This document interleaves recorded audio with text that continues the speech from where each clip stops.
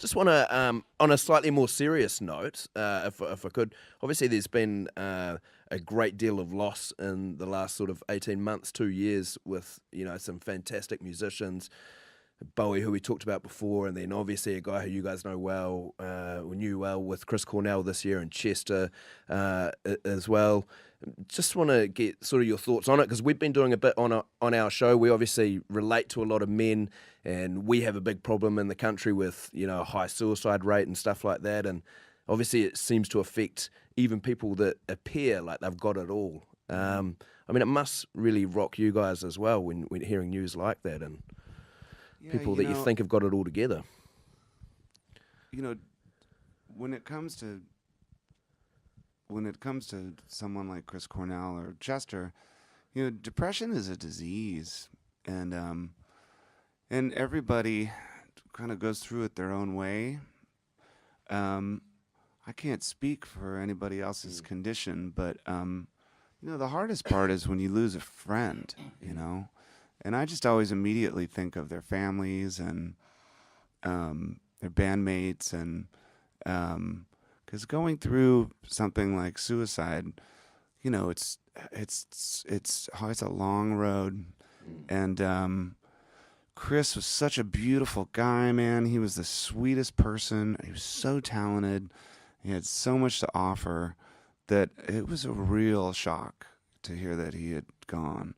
But I think that mental health and depression is something that people should really take seriously, and there's a stigma attached to it that's unfortunate, because just as you take care of yourselves in every other way, I think it's important that people really try to take care of themselves in that way too. And it ain't easy, life's hard, but like you said, people, you got it so together.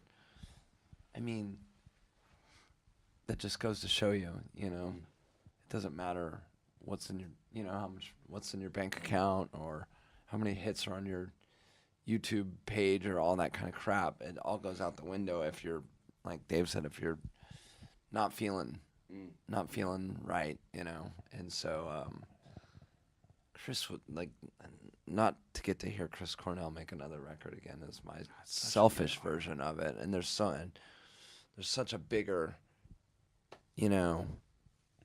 such a bigger hurt beyond my own selfish, I barely knew him a little bit, but what I did know him, he was super cool. I didn't know Chester very well at all, but I knew Chris a little bit, and Dave knew him a little bit too. And we just loved his records, man. Some of the first stuff me and Dave ever jammed on when we would just goof around in the jam room, or in the rehearsal room in between. I can remember as far back as when I first joined the band, and me and you just playing Soundgarden riffs together. yeah.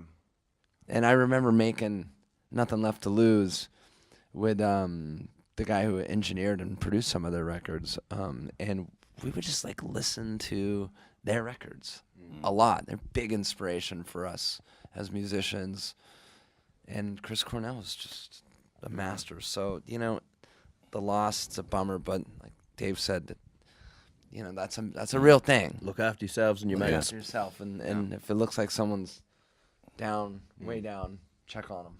Some great words. And that's it. Thank you for co-hosting the Morning Rumble on The Rock today. Taylor Hawkins, Grohl, all the